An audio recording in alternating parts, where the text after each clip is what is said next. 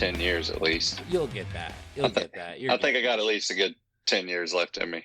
At least. That's what I was saying. Like that level of success already at your age and has, with your experience in the PBA is quite phenomenal. Yeah. Yeah, and then, I mean, that's crazy if you even look at some of the guys even younger than me. I mean, at 30 years old, hell, I'm already kind of like middle-aged on tour now, it kind of seems. There's several guys. I mean, Simonson, especially 2 majors at 25. I think he could already be in the Hall of Fame. Him and Jesper both, being eligible, 10 titles before the age of 30. Pretty crazy. The young kids, and I mean, I'm still part of it, but there's several of them out here that, they've been chomping at the bit, getting lots of wins pretty early in their career. So exactly. You want me to start off with Tucky, or you want to? No, you can go. Okay, cool. All right. I came up with a bunch of questions I wanted to ask, and if they're silly or stupid or whatever, you just tell me shut up and we'll move on, okay? Nah, it's all right. Right on, man. Okay. So I read that you joined the PBA in 2008, but didn't compete full-time until about 2015. What did your life look like before 2015, and what was the thing besides your dad that kind of made you realize that you could be a full-time pro?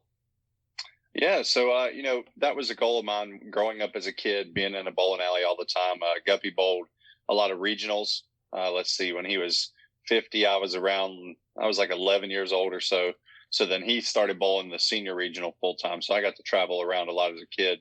But I did join the PBA when I was 16, but didn't really compete full time on tour for probably about 4 or 5 years. I grew up bowling regionals a lot, kind of being the weekend warrior. I was a manager at Wendy's. So I was the Frosty King during that time frame. They called me on the lanes. So, it was grinding a lot of weekends out, bowling regionals, bowling local tournaments in North Carolina. And then, 2013, I started bowling the World Series. And then, of course, 2015, getting my first title win. That's whenever I kind of picked up the full-time bowling. And I pretty much knew as a kid I was going to be a bowler because, well, one, I wasn't really good at any other sports. I tried basketball and football. And, I wanted to be like my dad. So, just kind of growing up, joining the PBA at 16 and then slowly getting my feet wet, I kind of knew that I would end up a professional bowler. Now, that kind of dovetails into the question that I was going to ask. Growing up, did your dad, was he more hands-off, or was he like Tiger Woods' dad, Earl Woods, where he kind of groomed him and trained him from the age that he could walk to pick up a golf club? Was it like that with bowling for you and your dad? Actually, no, definitely not. Especially, being my father was probably one of the straightest one-handed players. And then here I am, a two-handed bowler. So there was not a lot of physical game coaching by any means from my father. He was, I kind of say, back in the day, he was just happy I was bowling, leaving him alone while he was competing. But I enjoyed it as a kid, and he did teach me a lot mentally. Make your spares, strikes are for show, spares make the dough, and he taught me how to entertain.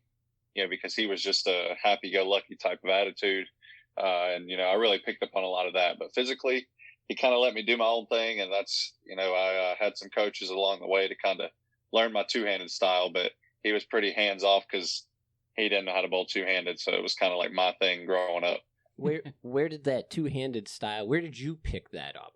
Or was that just something you just started out doing and never really... Yeah, so whenever I was, 3, 4, 5 years old, Guppy said that I always wanted to use his ball. So he started me with a pretty heavy ball, probably, 8, 10 pounds, whatever it may be. And I kind of had to bowl two-handed then, so just developed the two-handed style at a really young age and just stuck with it as I got older. Okay. Right on. We didn't introduce ourselves very well, honestly, Kyle. I'm AJ. I'm the guy that's been harassing you or calling you. I talked to you on the phone last week, and you were super cool, so thank you. I'm AJ, or AJ Hoffman. This is Andy Watucky. So we kind of just go by our last names, whatever. We're cool guys. So we're cool guys. Hey, I can do it. Hey, I can go by Troup. Right. Well, I'm a cool guy too. Yeah. So last year you won the PBA's Players Championship. which is coming up next week, and we wanted to talk to you about, besides being on our podcast, what is it you do to prepare yourself for an event like that to stay focused? Well, I definitely got to be on your podcast to get myself ready for the Players Championship. I like how you snuck that in there. Yeah. Shameless self-promotion. Hey, that's okay. I like it. There's our Shameless logo plug. right there. There's our logo right there. Yeah. So, as you speak, I am getting ready for the Players Championship next weekend, which starts with this podcast right now. And then I'm going to go to sleep and wake up and review the podcast and see how we did with everything in preparation. And then after that, we're going to just hit the lanes, kind of stick to the process. I've got a few things that I want to work on. I did just come home from Team USA trials, bowling out in Vegas this week. I finished second out there. So I did trigger on a few things the last few days of qualifying that I kind of want to iron out. But, the season is starting next weekend. So we've kind of got to just believe in kind of the hard work I put into it so far, and continue to kind of work out, practice, and just get ready, stay in the process, and, be ready to compete mentally and physically come this weekend. Yeah, now, right on. Being last year's defending champion of the Players tournament, you got a target on your back now. What are you looking at mentally going into this tournament? How are you preparing yourself mentally? Just really trying to stick to my own process. I'm going to kind of shut off all the extra attention that may come with it. My hair and outfits kind of bring the attention to myself to begin with.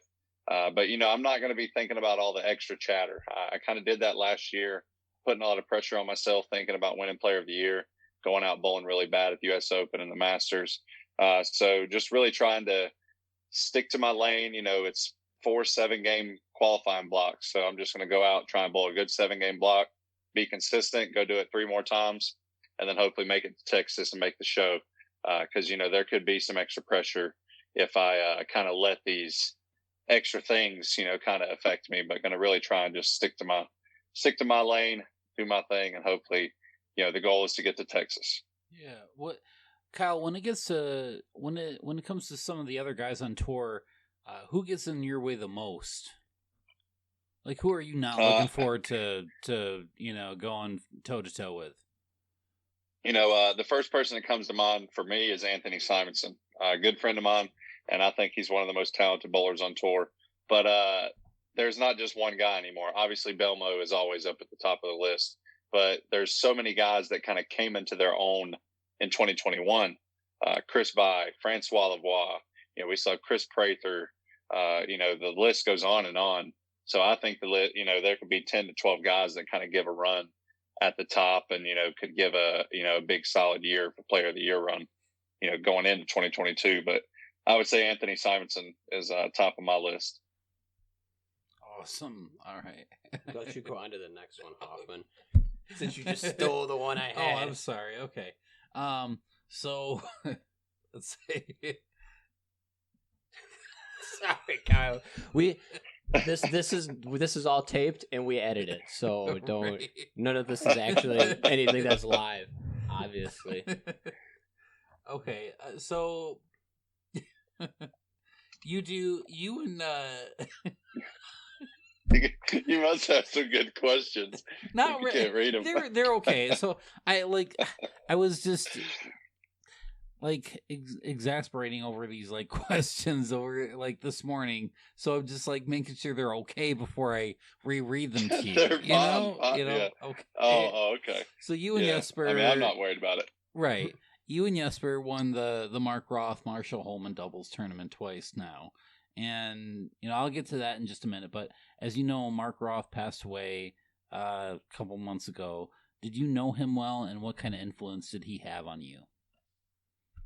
I got to meet him personally a few times, being at the events. Guppy talked a lot, told me some stories of Mark Roth and I personally didn't, watch him bring the power into the game, but, he was one of the generational bowlers that really changed the way and taught a lot of the one-handed bowlers kind of how to bowl and bring the power side of it into the game. So to lose a legend, it's always a touching and tough time for the sport, but we're going to honor him for for a long time. And, anytime I need a Mark Ross story, I'm sure Guppy can tell me about when he lost him at the U.S. Open again. Right. I read about that this morning, too. I was like, oh, man, I can't but I'm sure if he were still alive today and you and him were in each other's prime, you'd take him, honestly. Oh yeah, I'd be busting up on Roth if he wanted some. Absolutely. I like that swagger. Right. Following into that, speaking of the tournament, how do you choose a good doubles partner, and what is it about Jesper that complements your style, so well? I think that for a successful doubles team is, you've got to have good chemistry. Obviously us being roommates for the last few years, it kind of made it pretty easy for us to be doubles partners because, we know each other's tendencies. We know kind of how to flip each other's switch in a good way. And we also know kind of how to handle each other if we're frying out or, a little on the upset side. So, all that's kind of taken into effect. And then, hey, I'm never going to be upset having a left-hander with 600 RPMs on the ball. That can throw urethane pretty good. So I'm going to take my chances with that. Whenever he asked me to be his doubles partner, 2017, I said yes immediately because, he was kind of quiet, kind of weird, didn't know how to speak English very well at first, but hell, he could rip the cover off the ball. Right. And he was pretty good. So, but, it's got to be a lot of chemistry, and we have fun together when we bowl. And that's kind of the thing now. We know that if we both stick to our process and do our job, we're going to have fun doing it and probably, make it to TV and bowl for the title. Right. Just for the audience, so we know, I didn't say this very well, but just to tell the story, we're talking about Jesper Svensson. Svensson. I'm sorry. Yeah. And he's your doubles partner and good dude. Yeah, compliments you very well as far as when it comes to doubles. And that's what we were talking about as far as the when it comes to the doubles tournament. Now, you surpassed Walter Ray's single season earnings record, and this is super cool to me because I've watched Walter Ray bowl in person. I've met Walter Ray. Super cool. I'm sure you met him like a million times and it doesn't mean anything to you, but I've met him and he's a very stoic Frankensteinish type of character, for anybody that's never met him before. A little intimidating. So I think it's kind of cool that you surpassed his earnings record. You surpassed his single season earnings record, and not by just a little, but kind of by a lot. Was that a goal you had set, or is that something that you set out to do, or is that even just is that just something that just happens naturally? Like what's your take on that, man? I definitely didn't come into the season trying to win the most money. Obviously the goal is to stupid question. We want to win titles. Right. No. I mean, it's still a good question. But knowing that the Players Championship was one of my main goals, I did know it paid $250,000 if I won. But as the season was going on and I just kept, making shows, sticking to my goals, trying to win as much as I could. Once they told me I broke the earnings record, I never would have thought I was going to be a record holder in the PBA. It's never really been on my radar of goals. Obviously win Player of the Year, win majors, get Hall of Fame eligible. But, then it made me think, got to be thankful for the PBA and Bolero and the great job that they did the last few years partnering with Fox, bringing on new sponsors, us being able to bowl for such big prize funds. I guess I am lucky that I was able to cash the ticket on the right tournaments and break that record. But, hopefully in the future, that record doesn't last, which means, we have the opportunity to make $500,000 because I am maybe slightly salty that I was $3,200 short of $500,000. So I guess I technically can't say I made $500,000, but right. Very thankful and blessed for that.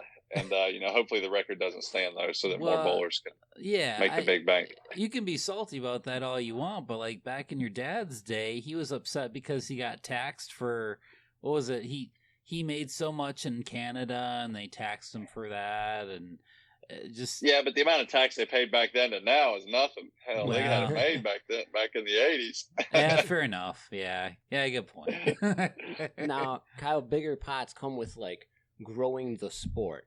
And we had Parker Bone on like last year, and we talked to him about, you know, growing the sport and kind of having like golf had when Tiger Woods emerged on the scene.